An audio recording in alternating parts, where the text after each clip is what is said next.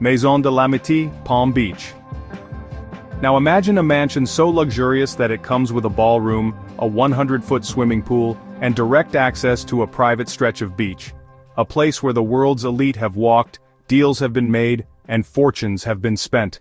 Welcome to Maison de L'Amitié, a Palm Beach mega mansion that sold for an eye-watering $95 million. But here's where it gets even crazier. This estate once belonged to none other than Donald Trump.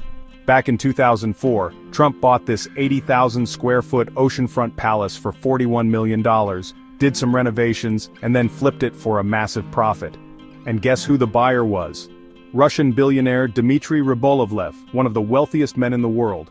Rybolovlev, known for his high-profile real estate purchases, snapped up Maison de L'Amitié in 2008 at the height of the luxury housing boom. The estate featured a 50-car garage, extravagant chandeliers, gold-plated finishes, and some of the most breathtaking ocean views in Florida.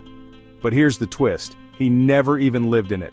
Instead, Rybolovlev later subdivided the land and sold it off in smaller parcels, turning this mansion into an ultra-profitable investment. So, was this a smart billionaire move or just another case of buy it because I can? What would you do with a $95 million beach mansion? Live in it or flip it for profit?